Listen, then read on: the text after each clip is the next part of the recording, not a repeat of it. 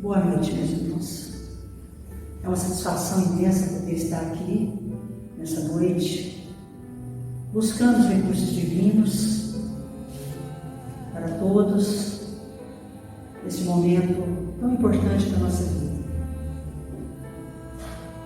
Estamos nos comunicando virtualmente, mas sabemos que essa energia, esse fluido, está presente em cada um de nós, com essa vibração mental em que estamos aqui, nessa noite. Rogamos a Deus e a Jesus para que todos que estão conectados conosco recebam os recursos necessários, buscando a paz, o equilíbrio físico, mental, a cura de alguma enfermidade, o conforto, Pai. Aqueles que perderam seus entes queridos, iniciamos aqui com essa vibração positiva, rogando a Deus e a Jesus essa luz inesgotável que seja derramada sobre os nossos lares, nos reconfortando, renovando as nossas energias. Agradecemos pela oportunidade de podermos nos comunicar, mesmo hoje novamente, mas o coração, o sentimento, estamos unidos nesta corrente, nesta luta. E que a paz esteja com todos nós. Pai nosso que estais nos céus, santificado seja o vosso nome. Venha a nós o vosso reino, seja feita a vossa vontade, assim na terra como nos céus. O pão nosso de cada dia nos dai hoje, Senhor. Perdoai as nossas ofensas, assim como nós perdoamos a quem nos tem ofendido. Não nos deixeis cair em tentação, mas livrai-nos, Senhor, de todo mal, porque vosso é o reino, o poder e a glória para sempre. Que a paz do nosso Senhor Jesus Cristo esteja no meio de nós. Que assim seja. Vamos dar início agora ao reunião de hoje. Então, prezados amigos, prezados companheiros do Lar Maria Cecília, frequentadores e amigos, nessa noite nós estamos aqui continuando as nossas tarefas e a nossa reunião de quarta-feira, agora de forma virtual. E dessa vez nós temos a alegria de ter entre nós aqui o nosso companheiro Luiz Correia. Ele é companheiro nosso de doutrina, companheiro de nossa doutrina há muitos anos, e hoje está radicado na cidade de Westboro, no estado de Massachusetts, nos Estados Unidos, e ele está falando diretamente. Nós estamos conversando diretamente nessa gravação. E com muita alegria nós temos trabalhador da doutrina espírita, colaborador lá do grupo Espírita Trabalhadores da Última Hora, nas tarefas mediúnicas, nas tarefas de divulgação da doutrina espírita. E ele está aqui conosco com muita alegria e vai falar de um tema muito importante para as nossas vidas, que é um tema importante do Evangelho segundo o Espiritismo. Então, para que nós possamos logo utilizar o raciocínio e a mensagem do nosso companheiro, nós já vamos passar a palavra para ele nesta hora agora. A palavra é sua, Luiz. Obrigado, Fábio. É com muita alegria que nós estamos aqui trabalhando e tudo mais, e quando o Fábio me fez o convite, eu o aceitei. E como todos nós hoje estamos com essas dificuldades, mas houve uma abertura justamente através dos novos meios de comunicação, estarmos presentes mesmo à distância. Por isso é importante que nós saibamos que, diferentemente e indiferentemente de onde nós estivermos, nós podemos colaborar com aqueles que, mesmo longe, estão, né, dando o nosso contributo, enfim, para que as atividades do qual nós estamos desenvolvendo não seja em vão, não seja perdida. Por isso, quando o Fábio nos pediu para desenvolvermos um tema que está no capítulo 24 do Evangelho segundo o Espiritismo, mostrando-nos que o item 11 e o item 12, do qual Kardec foi muito feliz em termos de colocar este item, porque ele usou uma passagem de Jesus falando a respeito. Não são os sãos que gozam, não são os que gozam saúde que precisam de médico. Portanto, nós muitas das vezes confundimos esses sãos, né, e esses que estão doentes. Muitas das vezes nós achamos que Jesus colocou muitas das vezes o aspecto físico. Mas por que Jesus colocou o aspecto físico em primeiro plano? Porque não haveria possibilidade de atrair um povo que não tinha um conhecimento se ele viesse falar de boas novas, se ele viesse falar somente através de palavras de incentivo, de amor, de paz e todos esses atributos que o Cristo sempre nos colocou.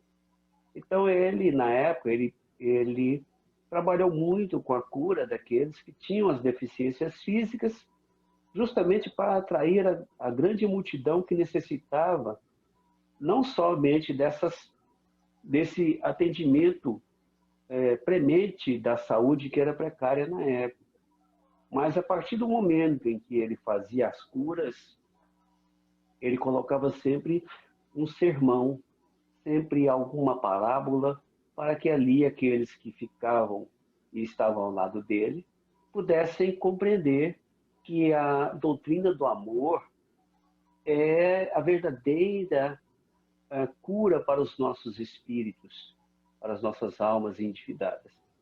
Então, nós vamos ler um trecho que está em Mateus, capítulo 9, versículo 10 a 22, onde Kardec retirou, né, do Evangelho, dizendo assim: estando Jesus à mesa em casa desse homem, Mateus, vieram aí ter muitos publicanos e gente de má vida, que se puseram à mesa com Jesus e seus discípulos, o que fez com que os fariseus, notando-o, disseram aos discípulos: como é que o vosso mestre come com publicanos, pessoas de má vida? Tendo-os ouvido, disse-lhes Jesus: não são os que gozam saúde que precisam de médico. Só por nós lermos este versículo, essa passagem, nós observamos que os próprios publicanos na época, os fariseus, desculpem, dizia que o mestre comia com os publicanos e pessoas de má vida. Neste momento, ele não fez, Mateus ou os fariseus não fez nenhum comentário a respeito que não tinha nenhum paralítico, nenhum cego, nenhuma pessoa com deficiência física que ali estava naquele lugar. Mas eram pessoas de má vida, isto é, pessoas que não tinham a característica do bom proceder naquela época, como sempre a gente vê. E Jesus não falou da cura simplesmente dos corpos, mas sim, acima de tudo, do nosso espírito que é imortal. E Kardec nos comenta essa passagem, mas ele vai fazer uma abrangência muito interessante. Ele vai falar a respeito da mediunidade. Essa é a característica de Kardec. Muito interessante isso. Eu vou ler um pequeno trecho, para que nós possamos depois adentrarmos no que nós estamos propondo a trazer a todos hoje, essa noite. E assim ele diz: Jesus se acercava principalmente dos pobres e dos deserdados, porque são os que mais necessitam de consolações. Dos cegos, dóceis e de boa fé, porque pedem se lhe dê a vista, e não dos orgulhosos que julgam possuir toda a luz e de nada precisar. Essas palavras, como tantas outras, encontram no Espiritismo a aplicação que lhes cabe. Há quem se admire que, por vezes, a mediunidade seja concedida a pessoas indignas, capazes de a usarem mal. Parece, dizem que tão preciosa faculdade deverá ser atributo exclusivo dos de maior merecimento. Digamos que, antes de tudo, que a mediunidade é inerente a uma disposição orgânica, de que qualquer homem pode ser dotado, como da de ouvir, de ver, de falar. Ora, nenhuma há de que o homem, por efeito do seu livre-arbítrio, não possa abusar. E se Deus não houvesse concedido, por exemplo, a palavra, senão aos incapazes de proferirem coisas más, maior seria o número dos mudos do que os que falam. Deus outorgou as faculdades ao homem e lhe dá a liberdade de usá-las, mas não deixa de punir o que delas abusa. Se só aos mais dignos fosse concedida a faculdade de comunicar com os espíritos, quem ousaria pretendê-la? Onde, ademais, o limite entre a dignidade e a indignidade? A mediunidade conferida sem distinção, a fim de que os espíritos possam trazer à luz a todas as camadas, a todas as classes da sociedade, ao pobre como ao rico, aos retos para fortificar no bem, aos viciosos para os corrigir. Não são estes últimos os doentes que necessitam de médico? Então nós observamos que, se nós delongarmos na leitura, nós vamos observar que Kardec foi muito feliz na colocação, porque nós, como doutrina espírita, nós, como espíritas, temos como dogma e como a principal base de apoio a reencarnação. E nós sabemos da sobrevivência da alma após o desencarne, e a comunicação dos espíritos através dos médiuns vem nos trazer de grande valia ensinamentos nobres. Então nós observamos o quê? O que é o médium numa casa espírita? Um guia? Um protetor? Ou alguém que é um alto-falante que serve ao mundo dos espíritos para que possam dar mensagens a quem quer que seja? Guru da casa espírita?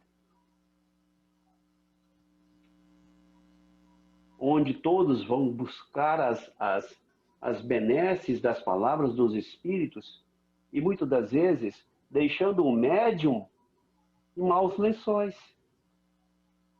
Porque todos nós somos falíveis. E muitas das vezes nós observamos que um médium, para não desrespeitar ou não privar de uma mensagem a uma pessoa que vem a ele, o que vai acontecer? Pode trair-se a si mesmo para dar o consolo ao outro, atribuindo a mensagem a um espírito. Com isto, há um comprometimento daquele que está passando a mensagem também. Então, nós observamos que Kardec foi muito feliz colocando que nós, no campo da doutrina espírita, nós devemos doar aquilo que há de melhor em nós, mas respeitarmos a conduta do outro amando. Porque o ensinamento maior da casa espírita não é através somente dos aspectos mediúnicos. A casa espírita está aberta a servir de consolo, de amparo e, acima de tudo, de acolher com amor aquele que vem buscar, muitas das vezes, no desespero, a solução dos seus problemas. E nessa observância da lei maior, que é a lei de amor, onde nós vamos nos encaixar com isso? Onde nós vamos buscar o ensinamento maior da lei do amor? E nós observamos que não somente a casa espírita deve acolher os processos obsessivos, os distúrbios daqueles que estão passando por processos de perseguição espiritual. Mas a casa espírita, ela tem um dever maior de amparar aquele para que ele próprio possa também se defender da ação daqueles que porventura estejam agindo sobre ele, fazendo com que aquele que vem receba com amor e carinho as orientações necessárias para que ele também progrida. Ele tem a capacidade de mostrar que é capaz de sustentar a si próprio, mostrando o valor necessário do desenvolvimento moral e espiritual. É uma grande responsabilidade que temos, sermos médiuns. E nessa observância da lei do amor, nós vamos encontrar uma passagem em Levítico, que foi escrito, atribuída a Moisés, que há 1400 anos de Cristo nos disse isto. Veja só, em Levítico 19, ele diz assim: não furtareis, nem mentireis, nem usareis de falsidade, cada um com o seu próximo. Nem jurareis falso pelo meu nome, pois profanaríeis o nome do vosso Deus. Não oprimirás o teu próximo, nem o roubarás. A paga do jornaleiro não ficará contigo até amanhã. Não amaldiçoarás ao surdo, nem porás tropeço diante do cego, mas terá temor do teu Deus. Não fareis injustiça no juízo, não as aceitarás o pobre, nem respeitarás o grande, com justiça julgarás o teu próximo. Não andarás como mexeriqueiro entre os teus povos, não te porás contra o sangue do teu próximo. Eu sou o Senhor. Não aborrecerás o teu irmão no teu coração, não deixarás de repreender o teu próximo, e nele não sofrerás pecado. Não te vingarás, nem guardarás ira contra os filhos do teu povo, mas amarás o teu próximo como a ti mesmo. Nessa observância, porque muitas vezes nós paramos um pouco para perceber quanto Jesus foi sábio em aproveitar todo este cabedal de ensinamento, que no Velho Testamento já estava presente a lei do amor. Então, nessa observância, ele vai colocar que nós devemos amar ao próximo, nós devemos respeitar ao outro, nós devemos fazer falso testemunho contra o outro. E tudo isso nós vamos observando e não podemos deixar de lado a caridade dentro daquilo do que nós propomos, no que estamos hoje estamos trabalhando. O mandamento maior está no capítulo 15. Mas os fariseus, tendo sabido que ele tapara a boca aos saduceus, se reuniram. E um deles, que era doutor da lei, foi propor-lhe esta questão para os tentar. Mestre, qual o grande mandamento da lei? Jesus lhe respondeu: amarás o Senhor teu Deus de todo o teu coração, de toda a tua alma, de todo o teu espírito. Esse o maior e primeiro mandamento.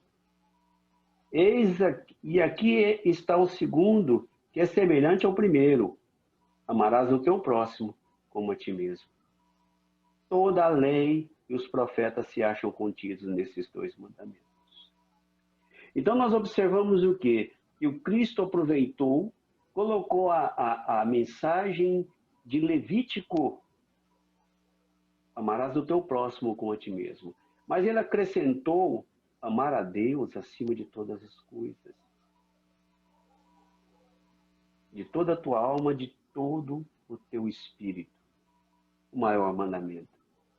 Então, nessa observância da lei, nós vamos buscando atrair para a nossa a nossa conduta, o quê? O que nós estamos atraindo na realidade? O que nós estamos buscando simplesmente dentro da nossa casa espírita, os médiuns que são infalíveis? Ou nós estamos buscando a consolação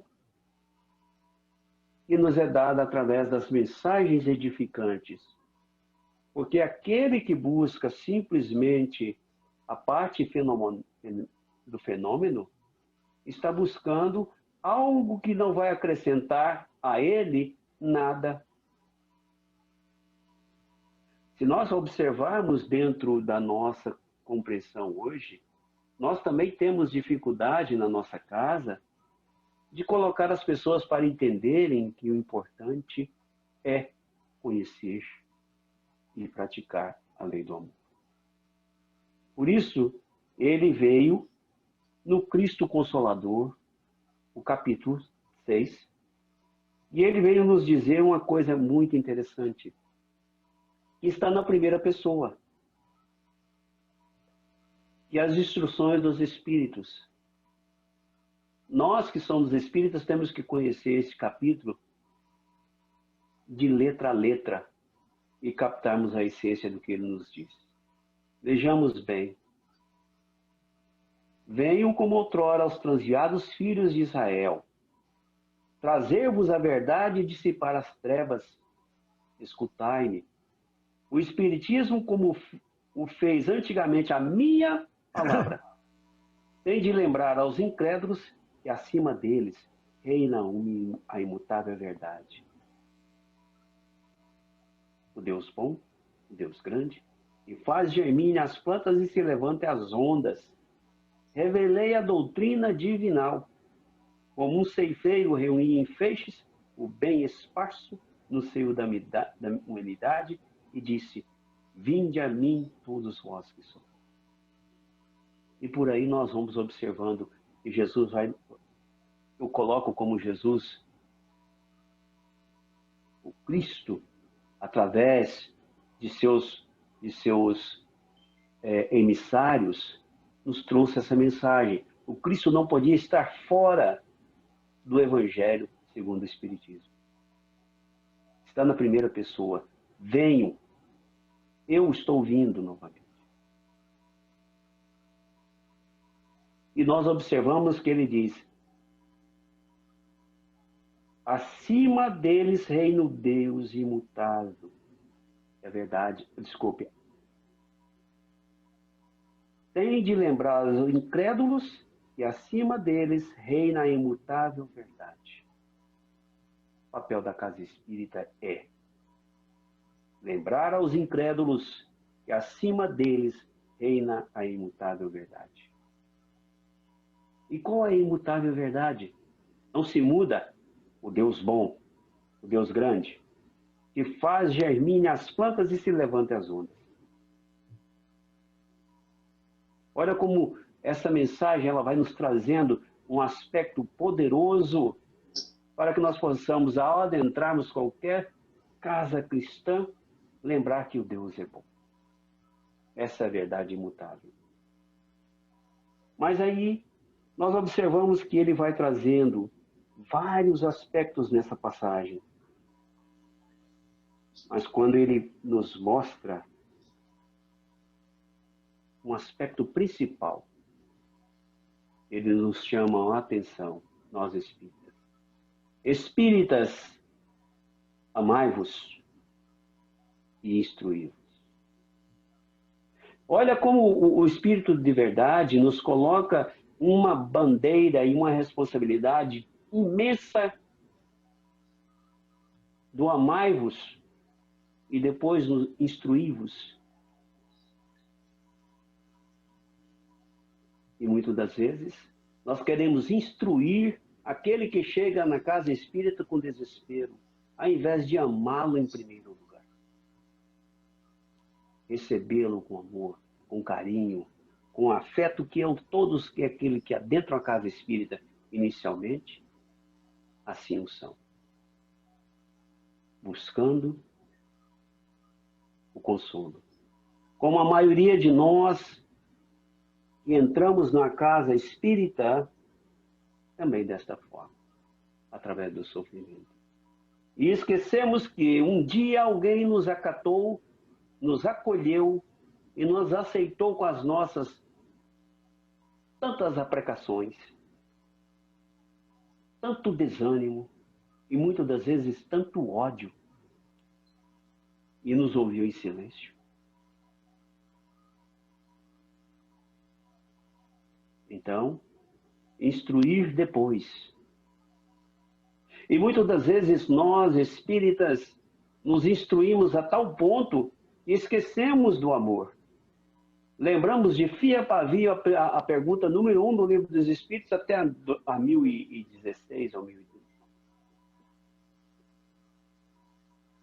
De cor e salteado sabe todas as obras de Chico Xavier. Mas esquece do principal, que é acolher e amar. Assim é o papel de todos nós. Portanto, nós vamos observar que existe uma passagem também que está no Evangelho de Jesus, onde Mateus nos diz, no capítulo 25 a 31, a 46, uma passagem que Jesus era interpelado por algumas pessoas, como sempre. Ora, quando o Filho do Homem vier em sua majestade, acompanhado de todos os anjos, sentar-se-á no trono de sua glória. Reunidas diante dele todas as nações, separará uns dos outros, como o pastor separa dos bodes das ovelhas, e colocará as ovelhas à sua direita e os bodes à sua esquerda. Então dirá o rei aos que estiverem à sua direita: vinde, benditos de meu Pai, tomai posse do reino que vos foi preparado desde o princípio do mundo.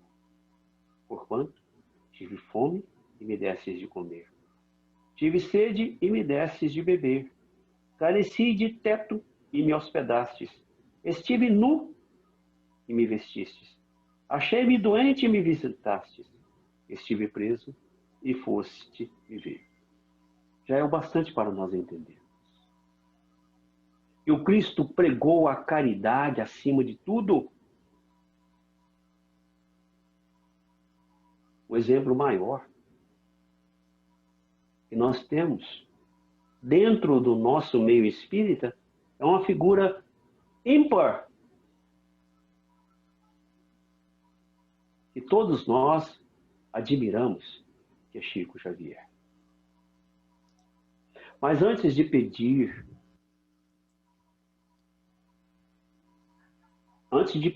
que o Fábio leia uma mensagem de Chico, que está no livro Chico Xavier de A a Z, eu vou ler uma mensagem, eu sei que o nosso tempo está acabando, eu vou ler uma mensagem que está num livro e depois vocês tirem as suas conclusões e depois eu vou dizer quem é. Estes princípios, para mim, não existem apenas em teoria, porque eu os ponho em prática. Faço tanto bem quanto permite a minha posição. Presto serviços quando posso. Os pobres nunca foram repelidos de minha porta, ou tratados com dureza. Foram recebidos sempre, a qualquer hora, com a mesma benevolência. Jamais me queixei dos passos que hei dado para fazer um benefício. Pais de família têm saído da prisão graças aos meus esforços. Certamente não me cabe inventariar o bem que já pude fazer. Mas no momento em que parecem esquecer tudo, é-me lícito, creio, trazer a lembrança que a minha consciência me diz que nunca fiz mal a ninguém, que hei praticado todo o bem que esteve ao meu alcance, e isto repito-o, sem me preocupar com a opinião de quem quer que esteja. A esse respeito, tranquila a consciência, e a ingratidão com que me hajam pago em mais de uma ocasião, não constituirá motivo para que eu deixe de praticá-lo.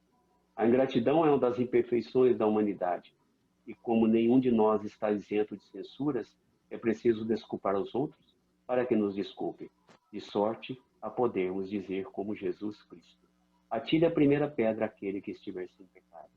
Continuarei, pois, a fazer todo o bem que me seja possível, mesmo aos meus inimigos, porquanto o ódio não me cega. Sempre lhe estenderei as mãos para tirá-los de um precipício, se te oferecer a oportunidade. Eis como entendo a caridade cristã. Compreendo uma religião que nos prescreve retribuamos o mal com o bem, e com mais forte razão que retribuamos o bem com o bem. Nunca, entretanto, compreenderia a que nos prescrevesse paguemos o mal com o mal. Se vocês observarem de quem é esse escrito que foi achado,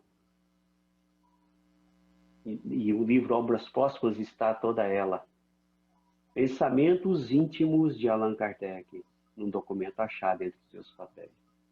E o título é Fora da Caridade não há salvação. Então, para que nós possamos não delongarmos muito, muitas pessoas dizem que Kardec está ultrapassado. Como um homem deste, que nos trouxe uma doutrina em 11, 15 anos, fez um corpo de doutrina, ainda publicou em 11 anos as revistas espíritas. Como um homem desse está ultrapassado? Como seus ensinamentos morais estão ultrapassados pela sua capacidade de amar? Então, o Fábio vai ler uma nota de Chico também. Então, o Chico, o nosso companheiro Chico Xavier, fala sobre a caridade a um dos jornalistas, dizendo assim que a caridade sempre foi a força que me sustentou. Tudo sempre valeu a pena por causa dela. Quando ficava muito aborrecido comigo mesmo, com as minhas imperfeições e erros, procurava a periferia da cidade, visitando as favelas. Sempre encontrei na prática do bem a mensagem de consolação e o conforto espiritual de que me achava carente. Eu pensava comigo, meu Deus, a minha vida não é tão inútil assim. As pessoas se alegravam com a minha presença, eu me sentava com elas e ficávamos longos minutos conversando. Éramos iguais. Ali eu pensava em muita coisa. Aqueles irmãos ignoravam o meu mundo de lutas, as críticas que recebia, as calúnias, os ataques da imprensa, a incompreensão de companheiros. Eu voltava refeito para casa. Trocava um pedaço de pão por energia para o dia seguinte. O sorriso daquela gente me acompanhava. Aquelas senhoras pobres me abençoavam. O médium que vive distante da vivência na caridade não possui retaguarda. Emmanuel me ensinou isto. Ele me dizia, Chico, deixemos os nossos escritos. A página mediúnica pode esperar um pouco. É hora de você se reabastecer. Vamos para a periferia. E eu ia com ele, ou ele comigo, não sei. Quando na minha cabeça eu já tinha esquecido tanto, voltava para a psicografia. Sem a caridade, o médium não consegue sustentar o veículo com a sua própria espiritualidade. Então, é um comentário muito importante, um depoimento, melhor dizendo, de Chico Xavier sobre a caridade, o amor e a caridade.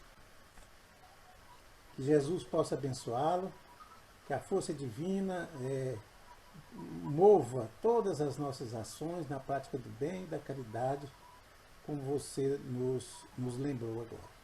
Muito obrigado. Eu que agradeço a oportunidade e quando tivermos mais um tempo, nós podemos falar de outros temas também, mas eu gostaria...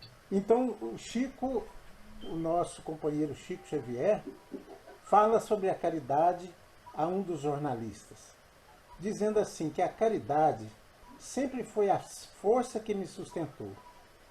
Tudo sempre valeu a pena por causa dela.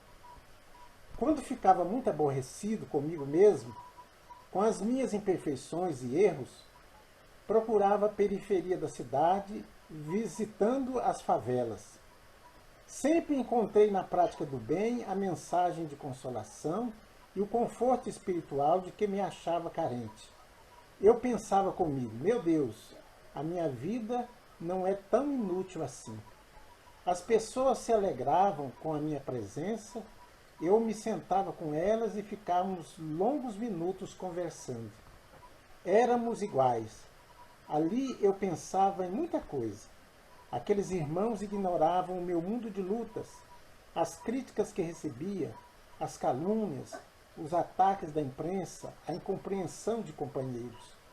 Eu voltava refeito para casa. Trocava um pedaço de pão por energia para o dia seguinte. O sorriso daquela gente me acompanhava. Aquelas senhoras pobres me abençoavam. O médium que vive distante da vivência na caridade não possui retaguarda. Emmanuel me ensinou isto. Ele me dizia: Chico, deixemos os nossos escritos. A página mediúnica pode esperar um pouco. É hora de você se reabastecer. Vamos para a periferia. E eu ia com ele, ou ele comigo, não sei. Quando na minha cabeça eu já tinha esquecido tanto, voltava para a psicografia. Sem a caridade, o médium não consegue sustentar o veículo com a sua própria espiritualidade.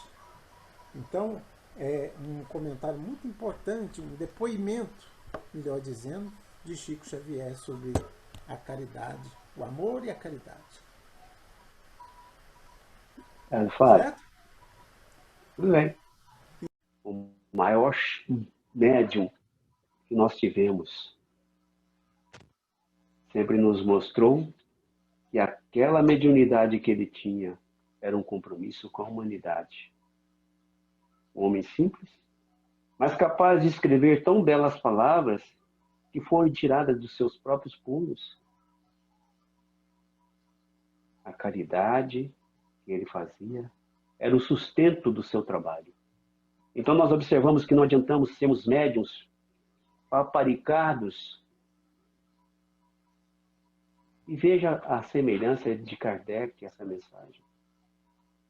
Eu sei que o nosso tempo é muito curto, e desculpe por não ter completado toda esta passagem, mas fica o nosso recado com muito amor, com muito carinho, para que nós possamos observar que o médium na nossa casa espírita não deve tratar sendo como um Deus que sabe de todas as coisas, mas tem suas dificuldades, a sua grande responsabilidade. Por isso, o médium é comprometido com tudo que ele diz, tudo o que passa pela sua mente para transmitir o recado dos espíritos, nossos benfeitores, deve ser respeitado, acolhido, mas também não devemos idolatrar. Porque Chico disse, éramos iguais com aqueles pobres do qual ele estava. E a mensagem diz mais, que aquelas senhoras que ele conversava, do qual ele entregava pão, entregava para ele energia para dar continuidade aos seus passos no mediunato, do qual ele nos trouxe 400 obras. Vejamos bem, meus irmãos. Respeitemos aqueles que são médiuns, porque eles também são iguais a nós, que tem que ter uma capacidade imensa de resignação, para muitas das vezes ouvir alguém no pé de ouvido dizendo, ele está mistificando, ele está dando mensagens que não é a mensagem verdadeira. Conheçamos o íntimo dessa pessoa e vamos ver que também ele necessita de muito amor, muito carinho e muita atenção. Que Jesus nos abençoe e nos mostre um caminho melhor, um entendimento maior da lei do amor para com os nossos irmãos que caminham conosco. Pois se nós não estivermos com a casa espírita unida num objetivo comum, que é a prática do amor e da caridade, não estaremos cumprindo um papel cristão. Estaremos cumprindo um papel de um papagaio que repete e repete e simplesmente não sabe discernir o que diz. Por isso, agradecemos muito a todos que estão nos ouvindo e perdoe-nos por muitas das vezes cometermos as falhas do qual nós estamos cometendo. Não é nenhum incentivo à prática somente do amor e da caridade. Mas, acima de tudo, a nossa mudança interior. É este o papel que o Cristo trouxe. E nos trouxe depois o Consolador prometido. Para estar conosco pela eternidade. Isto é, na nossa consciência.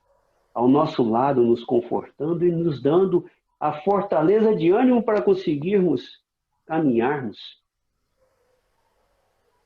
Irmãos em Cristo, irmãos em doutrina, sejamos capazes de compreender não somente a letra, mas a essência de tudo que nos vier colocado pelo bendito ensinamento do Cristo, de Kardec e Chico Xavier.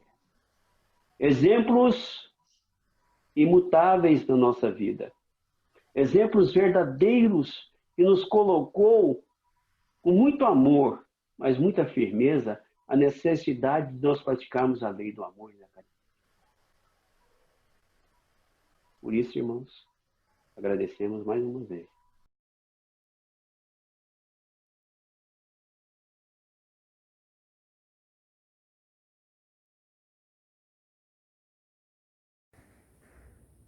E assim, prezados amigos, que estiveram conosco nesta reunião de hoje, ouvindo o nosso companheiro das cidades de Boston e Massachusetts, nos Estados Unidos, companheiro de doutrina e que hoje veio trazer a sua palavra para todos nós aqui, da mesma forma que eles estão fazendo lá. Queremos agradecer a sua presença, a sua atenção, e nesse instante nós vamos agradecer também a Jesus, o nosso Mestre, porque sendo virtual ou não, a assistência dele se faz presente nos nossos lares, com os nossos familiares, as pessoas que estão precisando do socorro mais de perto, que estejam doentes, necessitados de toda sorte, nesses tempos em que nós vivemos. Assim, pedimos a Jesus que com sua bênção divina possa estar em cada lar, em cada amigo que nesta noite esteve conosco, nestas preces e nesse pequeno culto, que possa abençoar, dando a cura, o alívio, o conforto, que a depressão possa sair, Senhor, nesses que agora e todos nós aqui na Terra que passamos por esses problemas.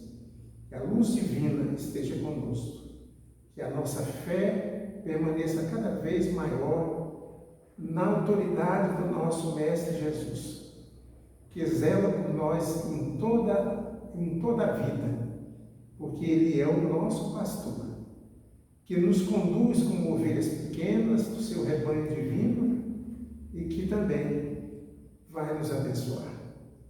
Que Jesus esteja com cada um de nós.